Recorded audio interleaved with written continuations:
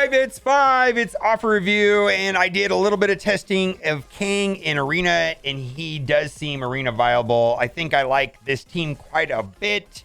If my opponent is running Webweaver, Spider-Man 29, and Emma, of course, I think Dormammu is a little bit better than Red Hulk here, and if my opponent is not running Emma, then I could use another Horseman.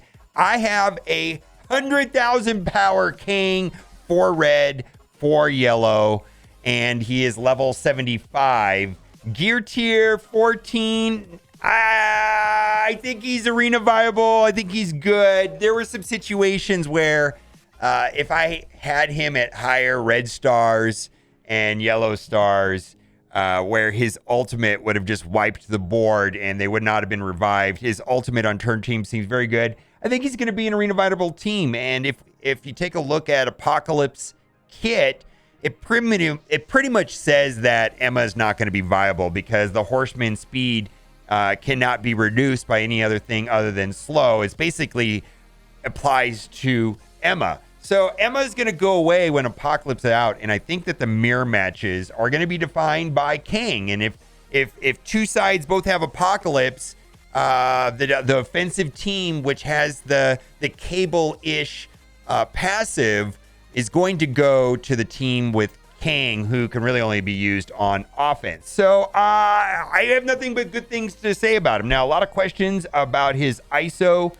and the truth is we really don't know which one's going to be optimal, and I think that there are more than one correct answer, and I think it's going to depend on game mode and team composition. So I went with Striker, but I think Raider is viable too. I don't think there's a clear-cut answer. And the reason why I went with Striker is mostly because his safety, his assist, has this amazing right here. If the target is vulnerable, fill this character's speed bar by 20%. So like in Arena, Spider-Man 2099 usually goes first. I have Spider-Man 2099 with Skirmisher, and he targets the character, let's say Dormammu, and getting this extra 20% speed bar is very, very nice. So can you clarify which version of KANG Kit is correct before asking for $50?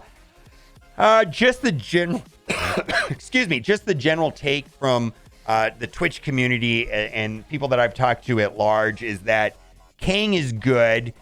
He's not a legendary, but Spider-Weaver wasn't a legendary also. And so it does look like he's going to be arena viable, and arena viable characters typically work well in other game modes. So the way I see him as far as power levels is that he's up there with characters perhaps like Spider-Weaver. So I am going to get him. There is some confusion on the event for tomorrow. We're going to get that towards the end. But before we get to that, you want to save your green ISO energy for coordinated assault, which I believe starts this weekend. And then also last minute yesterday, there was an announcement on MSF, MarvelStrikeForce.com for an event that just mysteriously appeared out of nowhere.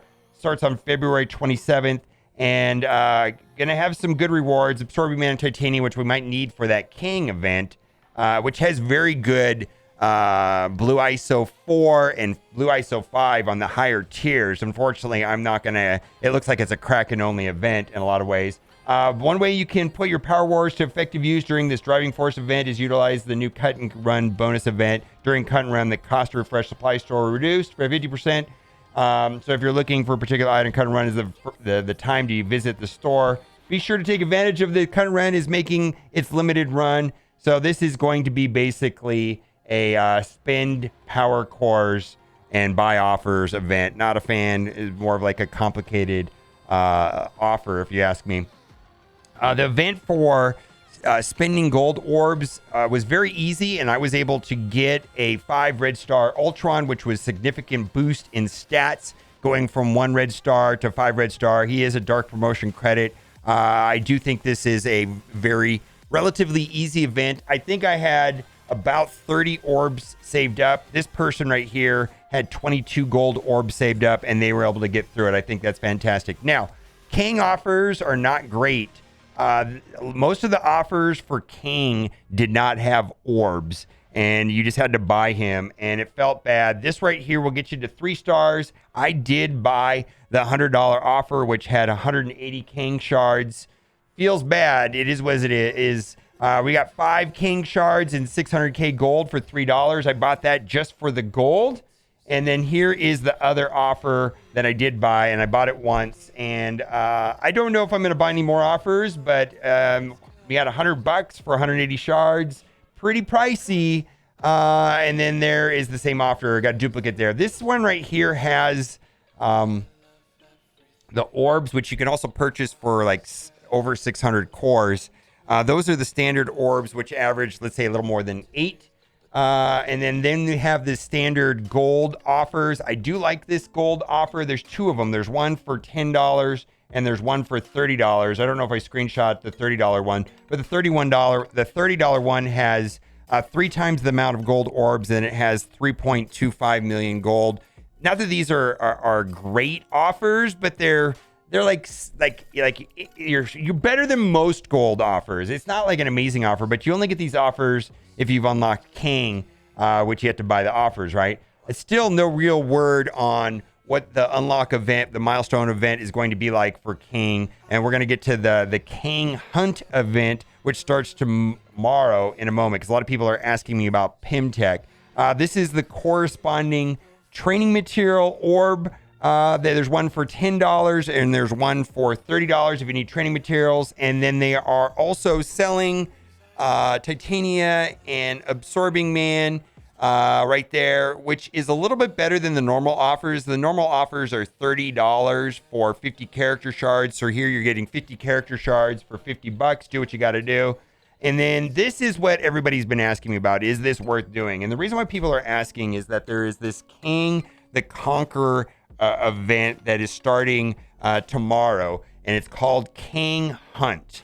And there are these 3 different tier drives. There's like difficulty test drive, difficulty hard, and then there's a quantum difficulty. The hard difficulty requires KANG the Conqueror and 4 Pimtech and or Masters of Evil. Then when you get into the quantum difficulty, it's going to depend on how many stars you have on KANG the Conqueror and Absorbing Man and Titania, and then 2 Pimtech. So my suggestion is to go to marvelstrikeforce.com/missions and select over here whichever one you are going to be complete, and then make an assessment for yourself to see if the rewards are worth it to you. Also worth noting is that on the MSF.gg website, marvelstrikeforce.com as it's now called, also has the Apocalypse event. I do want to give you, I have 4-star KANG, I have a 4-star Absorbing Man, 4-star Titania, so I will be able to get 150,000 T4s by completing that mission. But someone that wailed hard and did the maximum one, where they have like a 7s in all of them, like a Mega Kraken, yeah, they're gonna get like a million. Was that the 4? That's the 5s, and then a million of the 4s. My goodness, it is what it is. It's basically just a spending event from what it looks like to me. So if you're not sure what to do with, let's say, this type of offer, definitely go check out msf.gg / missions, or marvelstrikeforce.com/missions, and you can check that out there. So that way you can make your own assessment whether or not, because unfortunately, like, this offer disappears before the event starts. Let's keep going. Valentine's Day special. We talked about this the other day. This is 30 dark gold promotion credits for $5. Typically, those are about $30. And then lastly, we've got one more. This is the other T4 offer for KANG if you unlock KANG. So now it's time for the giveaway. I really hope you liked this video today, because if you did, you were in luck. For every single person that likes this video, you'll get nothing, because the giveaways are a scam. They really are. But I do want to say is I'm looking forward to going and seeing Ant-Man and the Wasp Quantum Media, and I am very happy to see the audience score very high. And I'm not really sure why critics have very different ratings than the audience score. My take is that critics, are kind of like YouTubers. And so I'm kind of coming from this from like a YouTuber point of view, is that they want clicks, they want views, they want attention, and they probably don't get any attention for saying if a good movie's good or if a bad movie's bad, they probably have to go against the grain and say, the movie is terrible. And then they get more views, right?